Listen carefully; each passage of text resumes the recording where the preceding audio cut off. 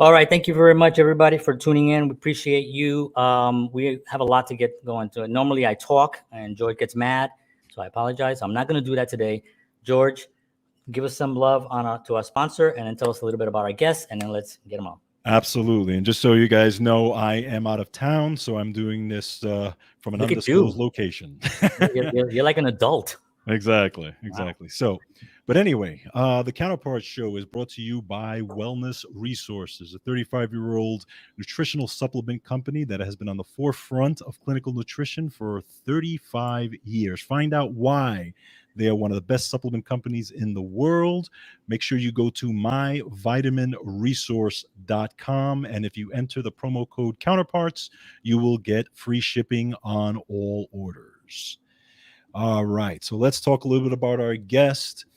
Today, we're going to, like John mentioned, we're going to be speaking with Mr. Rick Dugdale. Now, Mr. Dugdale is a Canadian film producer and director. He's the president and CEO of Enderby Entertainment and an independent film finance and production company. He is also the co-founder of Viewly, a premier platform for collecting, watching, and trading exclusive limited edition feature-length films and collector NFT film content. In 2021, Rick directed the film Zero Contact featuring Anthony Hopkins, which was the first feature film to be released via the Viewly platform. And John, I watched that film not long ago. So interesting, and I'm very excited to talk about how it was made. So without further ado, let's bring up Mr. Rick Dugdale. Yeah, and yes. We have also Cam Cannon is actually on as well. Absolutely. All right. Let's bring him on. Yes, hey there he is. There we go. All right. How are you? Great. How are you guys doing? Thanks so much for having us. Yeah, no, this is our pleasure. I'm sorry we don't have a whole introduction for you, Cam, so I apologize. No problem. Maybe our next show we'll just open with that. So just all right. Something in there. But we want to thank you both for being on. We as George said, we did see Zero Contact, and man, you know, one of the things that was really the most creepy was that it's the visual that we've been seeing for the last 2 years. Right. That's for real. Visually, that is what we see. Yes. Yeah. So there were things in there that look exactly like how my screen looks right this second, except It was creepy and the music and everything. And I was like, wow. And so it was very, very well done. I was very impressed with how, I have no idea how you had to direct such a film, but I guess we're going to start first. Rick, I just want to tell us a little bit how that process started. And I mean, obviously we know that the pandemic created the sort of the need for creativity. And that was one way that I thought was brilliant. What was the process for that, getting started with something like that? Well, you know, first off, I think the thing is that when we made the movie, we didn't think it was going to go on for 2.5 years. And so you kind of, now that it's like 2 years, now we're extremely exhausted of seeing stuff on I didn't Zoom. think about that. Right. So that, you know, the process, we made it, you know, it was, by the time we made it, went through post, it was still, you know, 9-10 months by the time the film was completed. But, you know, I think it was week one, I think, of the pandemic. And, you know, Cam and I are partners, and he's a talented screenwriter. He's obviously the screenwriter, not just of this film, but many others. And we had a think tank, and we had international partners that we worked with, because what people didn't realize is that in Japan, you were shut down. In Germany, you were shut down. And in Sweden, you were shut down. So we kind of had our colleagues who are all, you know, very successful filmmakers joined a think tank. And we said, well, okay, how do we make a film if we're going to, you know, be in a world like this? And so we hung up the call. I think you and I spoke that night, Cam. And That's right. We started to workshop this idea. Cam ran with it. And 10 days later, we're like, wait a second, this script is not only good, but it's very shootable. And started to put the pieces together very quickly. So moral of the story, it still starts with a good story and a good script. So we had that to work with. That's amazing. And Cam, what was you obviously had to do something that it had to be zero contact with everyone. Right. Was that, how was that process for you? Well, when Rick first mentioned it and we first had the think tank, my initial thought immediately, I went to slasher movie, you know, that and then Rick told me, no, it can't be that. And so we just kind of toyed around with the idea of, well, what if there is somebody who can go from place to place? And then we were like, well, how does that work? And that kind of led us into what if it's this technology that allows somebody to teleport? And then, of course, it's revealed that it's not just teleportation, it's temporal teleportation that they can do. And so we just kind of backed into it. A lot of it came from avoiding the slasher thing that Rick was so smart to say. We figured everybody would probably be trying to make that movie. Right. Exactly. That's probably the other thing too that was funny is that you had to have this person travel around the world. So you kind of had, as you can see, it's a different person wearing wardrobe, which is a black hoodie that we could assume we could get in every country and be accessible. Which is also, not the best photo doubles in every country, but it certainly made it work, Well, what was interesting was that there was a lot of movement in the film because you have people literally in their homes, shooting. I mean, as a director, but yet with whoever edited, I didn't actually check the editing, so I apologize. But the editor, there was a lot of movement within the actual film itself. So it didn't feel like, it felt like a film that was moving. And I didn't feel like the characters were even trapped at this point. I felt like they were moving around. One of the things is that, even though it was, a few months into the pandemic, you kind of realized right away that whatever we do, it can't feel like you're sitting on a Zoom movie. Mm-hmm. That there would be other people out there making Zoom movies, that we all, even at 3 months in, we're living on Zoom, and it's going to drive people crazy if it feels like they're watching a Zoom movie. So you kind of had to find production value in every little place possible. And that was, camera movement. It was, sound design. You have, we obviously used a lot of stock footage just to get us outside of these spaces for establishing, having the drone shots, that takes you out of, oh, wait, I thought it was a Zoom movie, I think one of the coolest things that we experienced is that when we saw the film for the first time in a big screen at the, at the Gromans Theater, actually, and Cam and I were there going, wait a second, this actually, not only does it not feel like a Zoom movie, but it holds up in a big movie theater, which, nobody was going to movie theaters at the time. So, yeah. Cam, I'm sorry, George. I told you I was going to do this. That's okay. I had one. I'm used to it. One question on when you were writing, you had to be conscious of the fact that every actor had to sort of be their own cinematographer, or at least their own lighting. How did your thought process as you're writing? Did you take that into account as you're creating characters, or was that something that you figured Rick will have to figure out? At first, it was Rick's going to have to figure it out, because I wanted to get through it as quickly as I could, because we really were we created some pressure on ourselves, kind of for the exercise of it, but also just to be moving and be doing. It kept our mind off of the pandemic and all the crazy stuff that was going on. So we poured everything into it, and then once I wrote it, it was sitting down with Rick and with the DP, Ed Lucas, and figuring out, okay, this is going to be a security camera. This will be this kind of camera. And then Ed and Rick and I, but mostly Ed and Rick, kind of designed it from the script to what can we accomplish in each house? How many cameras does this actor have? If he's got, for clarity, Cam, you were a producer too. So you're like, oh, wait, I also have to solve the problem that I wrote. Right. So that added a layer. That's true. Right, exactly. That's amazing. So I'm just curious to find out, what are some of the obstacles that you had to go through to get this done? Because, I mean, obviously you're dealing with, I know you're traveling all around and trying to, go. I think you were working outside of some people's houses with their Wi-Fi and trying to deal with signal issues and stuff like that. Talk a little bit about that whole process. I think the biggest issue right from the get-go was convincing people that it wouldn't be a waste of their time. Right. Not that they had, they had anything else going on all 2 days. What were they going to watch on Netflix was the biggest, decision they had. Tiger King. But I think that was huge. But the thing is convincing them that it's possible, and how it's written and how we'd walk them through it and kind of hold their hand. And then it was kind of the technical aspects of, we'd have Zoom calls that were essentially a location scout, and we'd have all the technical department heads on the location scout, including something that's unusual. We'd have the editor. By the way, the editor is Håkan Karlsson, an incredible editor from Sweden.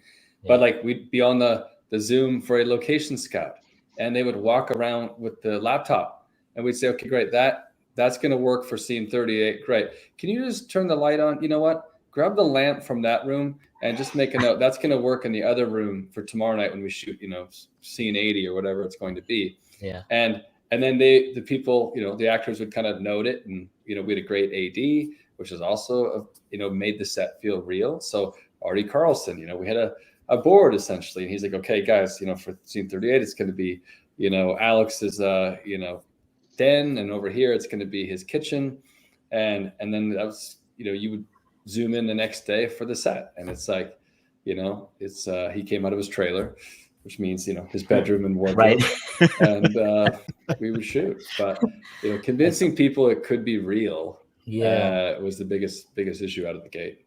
And it's funny because you're getting Sir Anthony Hopkins on this, and I'm like, okay, how are you getting him to buy into this whole vision of this movie?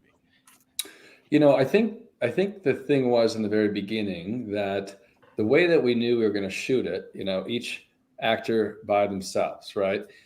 We kind of knew in the back of our heads that there's an opportunity here to save one character for a later date, right? And the thing is that, the way that we shot it, like no actor, because a lot of people think that we just zoomed in and recorded, right? And then you would take the footage from Zoom, or you'd have a camera, but that doesn't work because that's not a releasable film because the quality is not good. Right.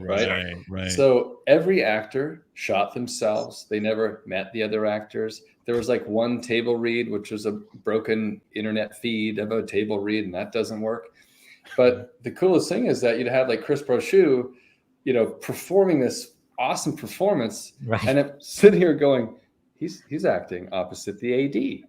Right. Yeah. And you realize that this like lack of chemistry because he doesn't even know who's playing the other part yet. Right. Wow. And that lack of chemistry is what we've all lived in 3 years. Right. This lack of emotion and connection, which I really believe plays into the movie. Yeah. Because you see them come together in the end, but they're coming together online, just like we've all had to do, Yeah.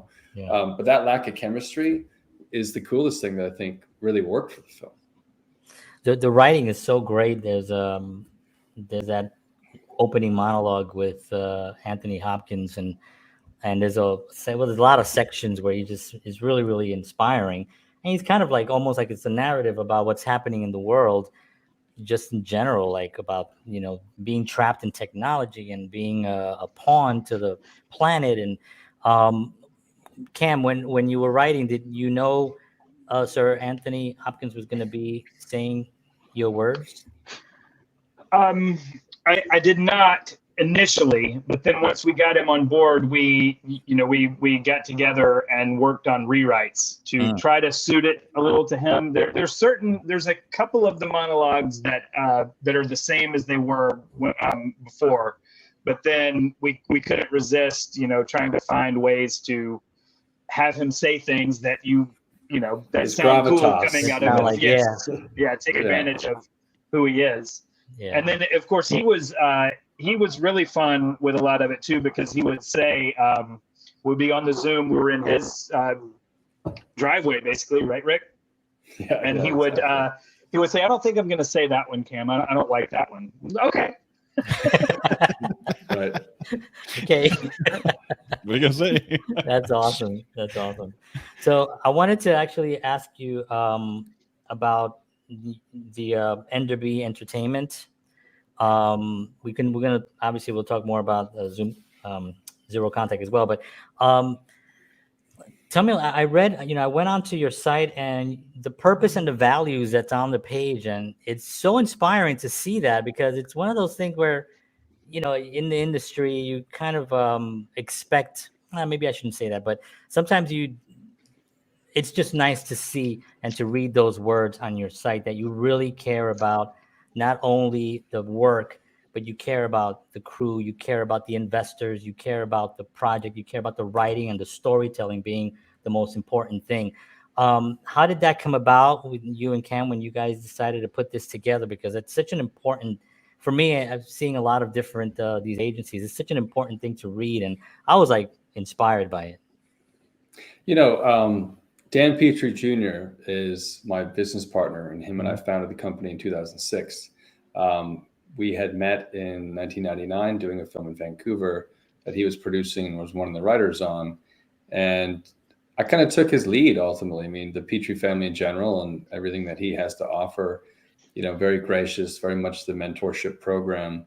And that was, you know, who I looked up to, and our partnership kind of bled into the philosophy of what Enderby would be. And I think it is in our DNA that, you know, we live by the life's too short motto, and you pick your partners, and you know, every time you make a film, you're really getting married, and that marriage is going to bring kids, and the kids are going to go to college, which means someone's always going to have to look after that film, you know. And I think sometimes people forget that, is that a film, this little independent film that goes to Sundance, what happens to it in 10 or 15 years, right? It needs to be relicensed. You got to file taxes. You got to check the collections, all these things that people don't think about.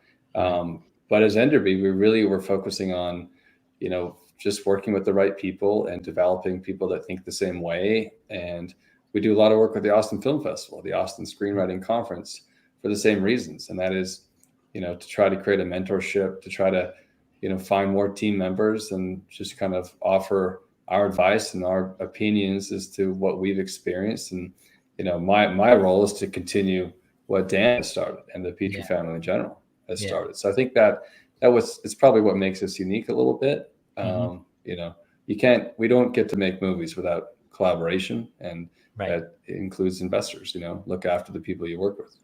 Yeah, it's important. Cam, do you how was your involvement?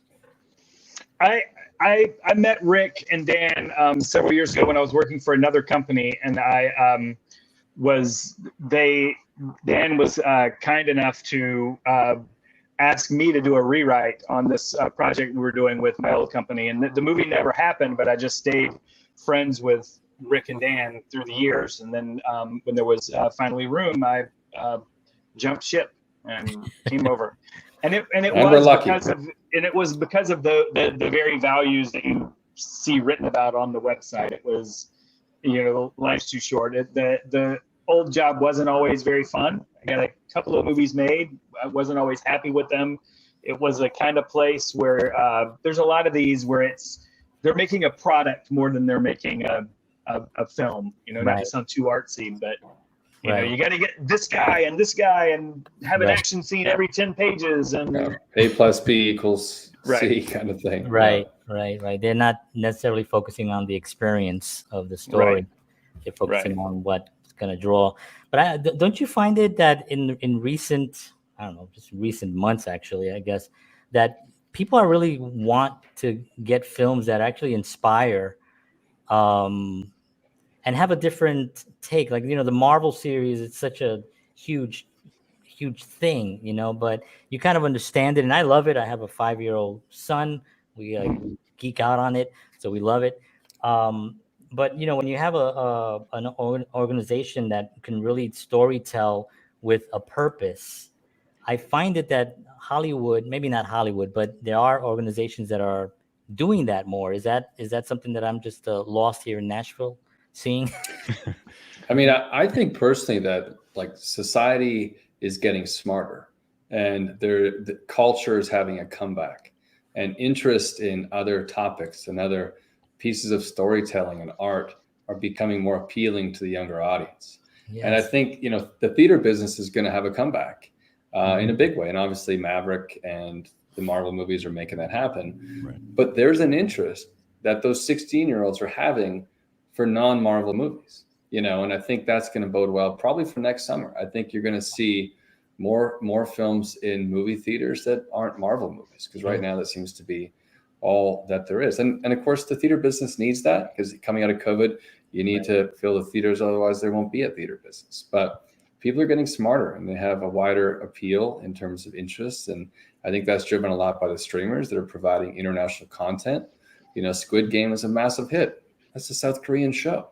Yeah. Right. And, I think the 16, 17-year-olds, where are we in 5-10 years when you still need to get them to come to the theaters? They're not probably fully interested in the Marvel universe at that point, or at the very least, they're going to have a wider interest, I think, ultimately. Yeah. And culture is having a comeback. I love that. That should be a T-shirt. Great. There you go. But it's interesting, and I think you're right, because even I have a 15-year-old, and she loves movies and stuff like that. And earlier on, when she was a little bit younger, she would like the Marvel stuff, but I noticed that she shied away, and she's watching more now, a lot of more meaningful storytelling, whether it's movies or TV shows. I've noticed just by what she's watching, and I'm like, But then I ask her, "You want to watch a Marvel movie?" She's like, "Yeah, whatever." So it seems like she's even having that shift, which is very, very interesting. And it's funny as a dad to watch that shift, in her. Yeah, it's human nature. I think you're seeing look, it's not just film and entertainment, but like youth are leading; they don't want to be led. Right. And it's like the entertainment that we provide for them, like they're just getting smarter. They're on to the, social media marketing trickery, just like maybe 20 years ago. Wait a second, that bus stop shelter ad and that billboard, I don't need to look at that and see the ad, and people still spent millions of dollars doing those, but the eyeballs aren't, like they used to be, because that was all you look at. You wouldn't look at a thing called the internet that we now deal with. Right. So I think you're seeing the youth are onto that. And so they're now focused on, what do I want to see, not what do I want to be told to see. Exactly. You're seeing that big shift, I think, right now. Yeah. And Cam, as a writer, how do you look at this shift, so to speak, as a writer? Like, because this film was really sort of like a different kind of, almost like a genre that didn't really exist, that kind of like you almost like invented in a sense. Moving forward, how does that work? I feel like people are going to be starved for.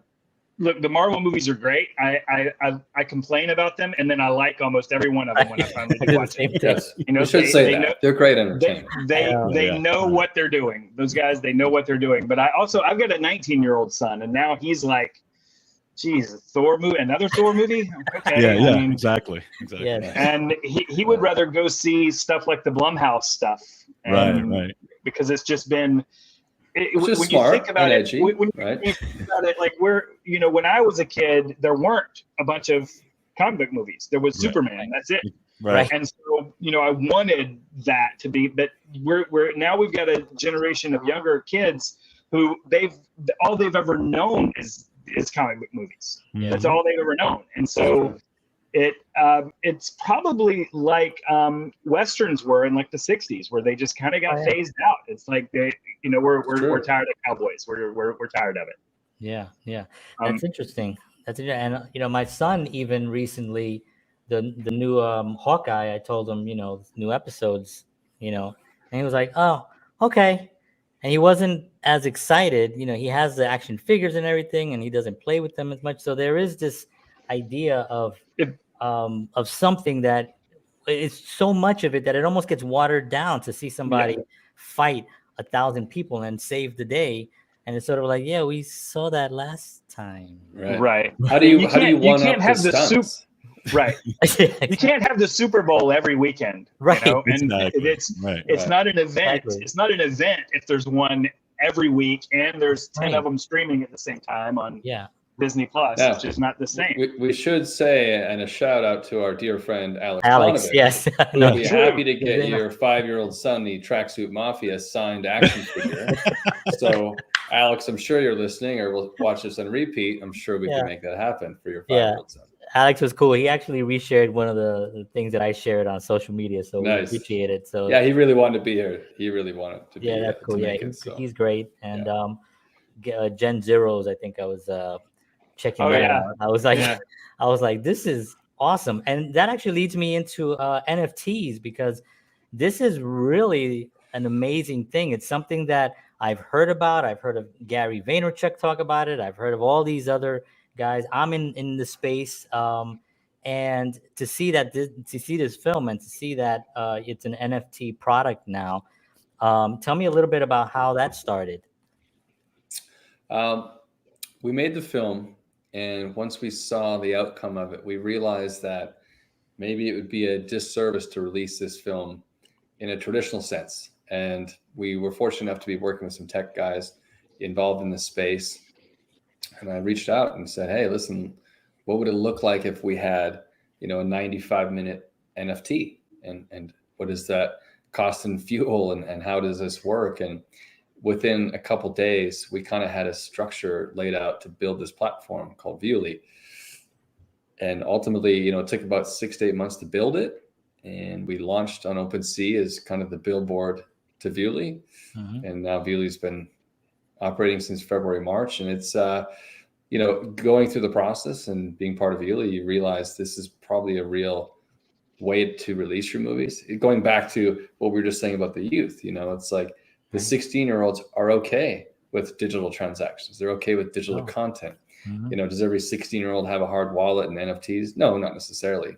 But that mindset, right, moving forward in 4 to 5 years, it's not a big deal to own an NFT. And it won't be called an NFT in 4 to 5 years. It'll have some name that'll be, less the stigma behind NFT and Bitcoin ultimately.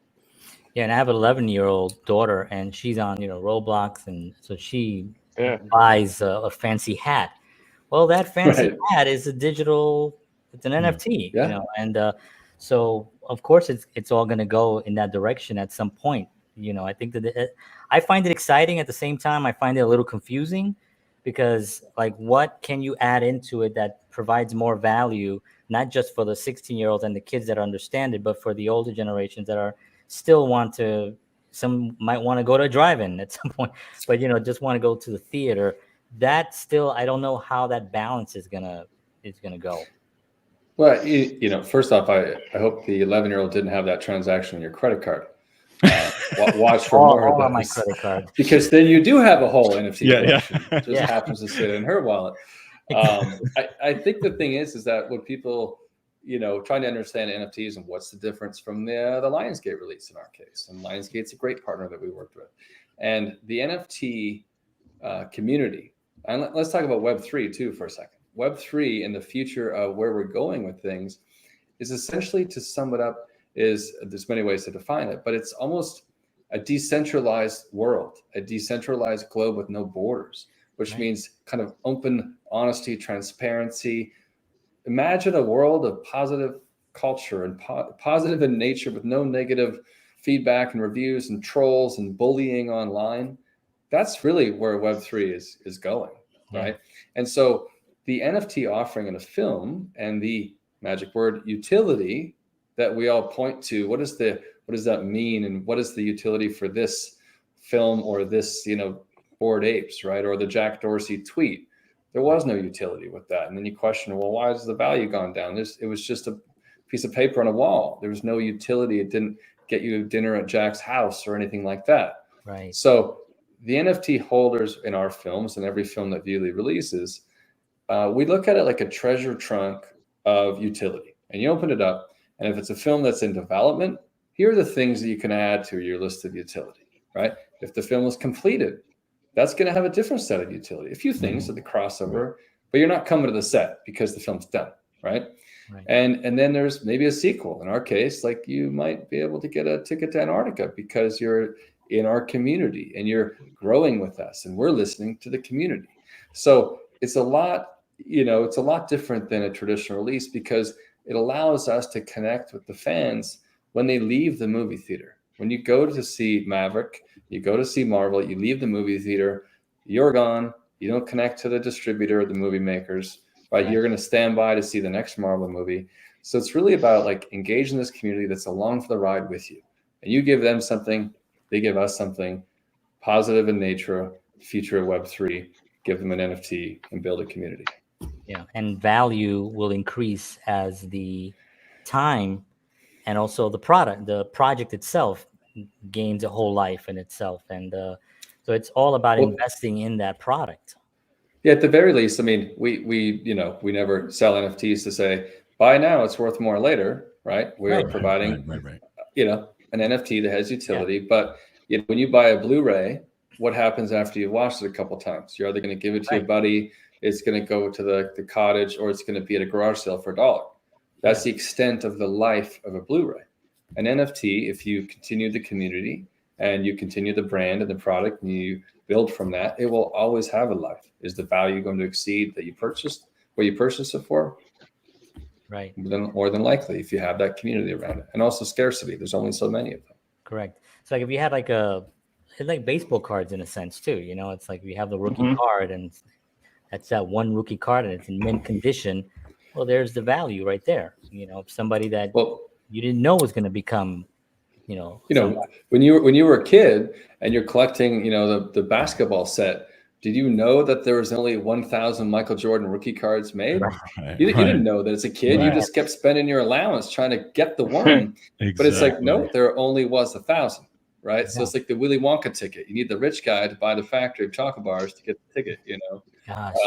And that's because it was scarce. And that mindset is where we're going. But everybody collected the set, but you missed a couple because there wasn't that many. I remember just eating that hard gum and just putting the cards down. Who knows what I had there? Yeah, $1 million. Or making on your bicycle, making the motorcycle. Yep. It's like, damn it, that was a Wayne Gretzky rookie card. Can you imagine? Yeah. There goes that $2 million card. But hey, at least my bike sounded good. Exactly. Yeah, exactly. Yeah. George, I got one question. I know you go right ahead. Go right ahead. I actually ask because Cam, you had mentioned earlier. I'm going to put up. This you had mentioned earlier pressure. You put pressure on yourself to kind of like write and to kind of get things going, because I think during the pandemic, I think it was one of the traps that a lot of people kind of ran into. I started this with George and we were like, well, we got to do something.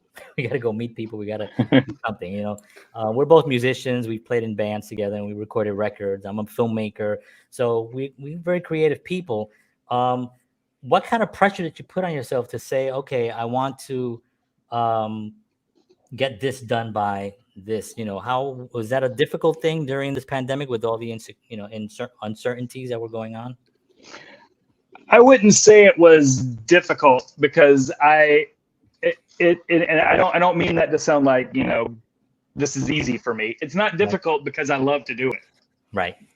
I love just sitting in my computer and figuring out a story and and then seeing that how was it, Rick? I think I bugged him, like the day I turned in the script, I would send him a Slack every 10 minutes. Did you have you read it yet? Are you reading it? Yeah. Because it's just fun.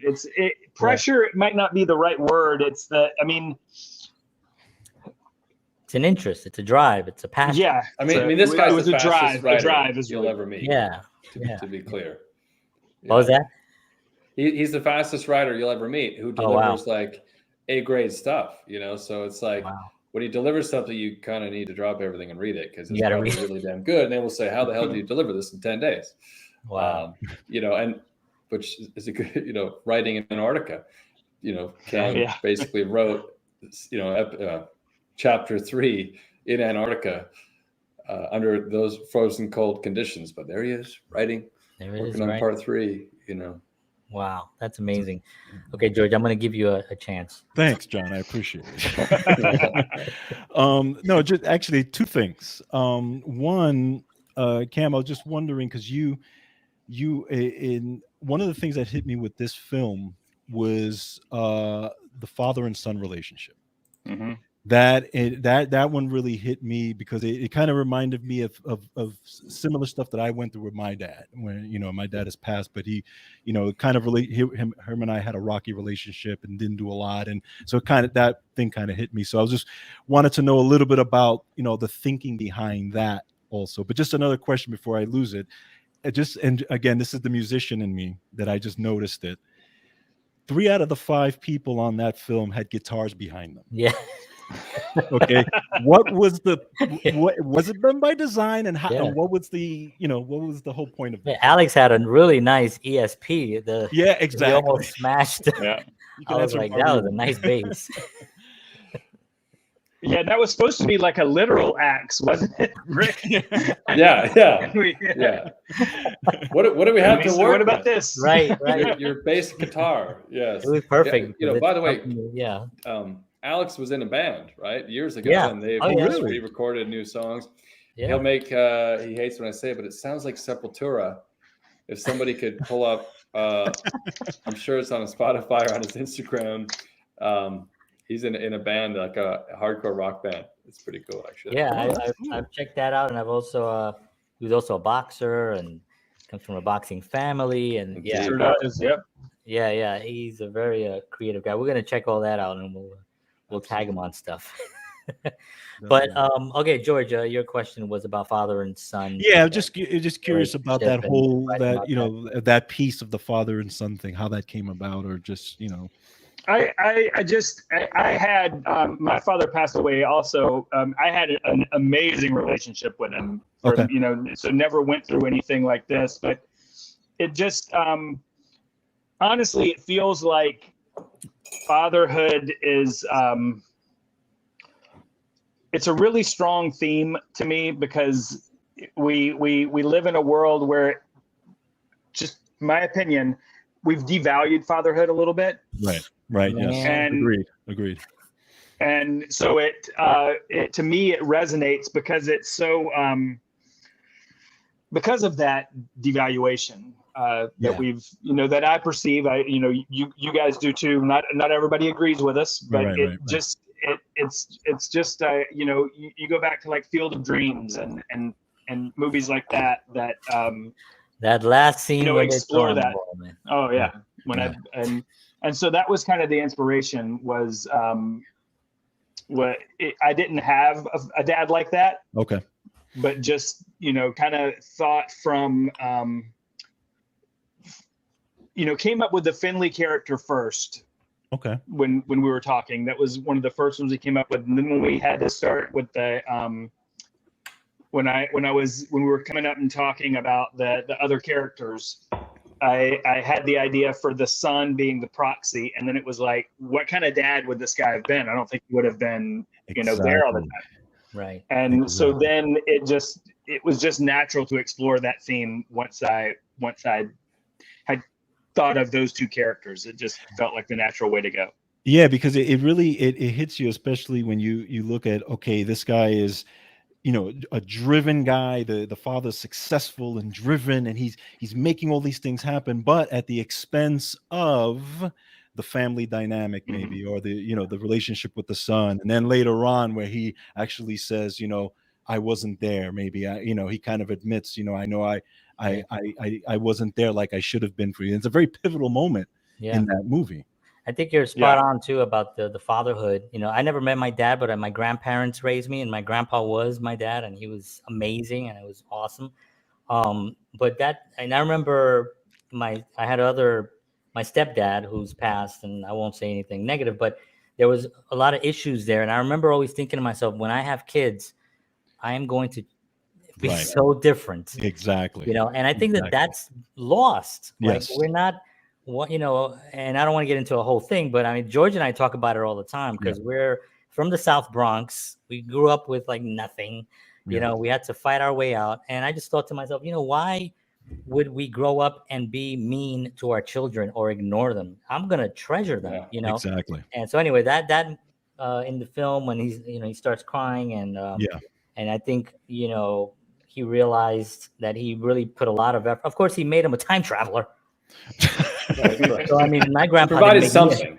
My grandpa, he bought me a guitar, but he didn't.